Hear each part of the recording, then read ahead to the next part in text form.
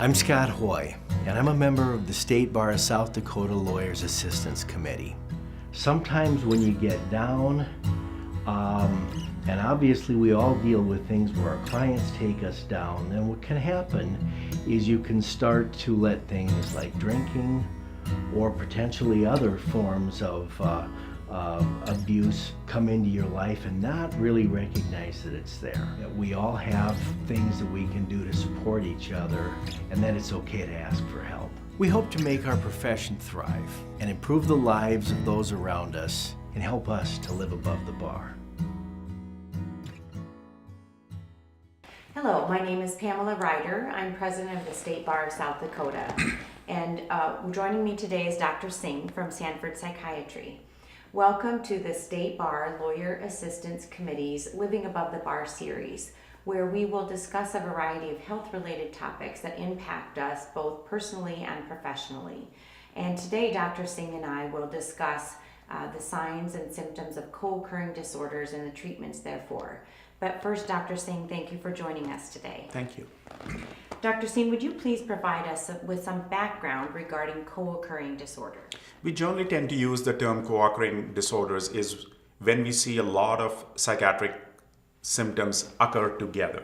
So what we have to understand when it comes to mental health issues, you are not likely to see somebody with just plain symptoms of depression or plain symptoms of anxiety, or just substance abuse issues. What you are likely to see is somebody come in with symptoms of depression and anxiety and maybe comorbid substance abuse issues. You are likely to see somebody come in with, for example, a condition like post-traumatic stress disorder, and their presenting symptom might be alcohol use. And as you start to have a conversation with them about their alcohol use, you figure out that the reason why they're drinking is because they're having really bad flashbacks or they're having nightmares, and they're self-medicating with the use of the substances that they're abusing.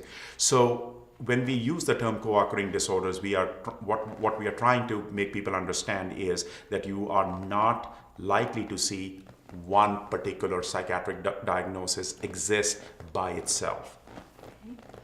And how do you diagnose the co-occurring disorder? So you start with the presenting symptoms. So if somebody walks in and their main complaint, for example, is their alcohol use, so that would be a starting point for you to have that discussion. You start addressing their substance abuse issues, and while you're addressing their substance abuse issues and you figure out that they also have an underlying anxiety disorder, your treatment should include addressing the underlying anxiety disorders. Because if you treat just their substance abuse and you do not address the underlying anxiety disorder, the chances of this individual succeeding and doing well long term go down significantly.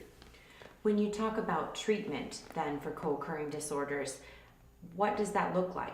It looks like a combination of things. It looks like a combination of pharmacotherapy. It looks like a combination of cognitive behavioral therapy. It looks like a maybe chemical dependency treatment as a part of the whole treatment spectrum. So it involves, when we talk about co-occurring illnesses, especially from a mental health standpoint, you will end up working with a team of professionals. You might end up seeing a counselor for cognitive behavioral therapy. You might be seeing somebody for your chemical dependency. You might also be seeing your primary care physician for pharmacotherapy. So you will end up with a team of healthcare professionals who are trying to help you with this illness process that you're dealing with.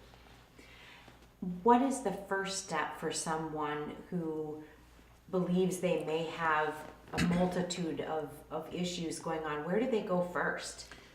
The first step in terms of seeking treatment would be starting with your primary care provider. I would very strongly recommend that they go in, have a conversation with their primary care provider about what their symptoms are, what really is going on, and let the primary care physician take the lead as a team leader and then decide where and what kind of care they need and let them triage their care from that standpoint. Thank you, Dr. Singh, for sharing with us your thoughts and insights regarding co-occurring disorders. And thank you to all of our viewers who have watched this series of the Living Above the Bar series. Thank you.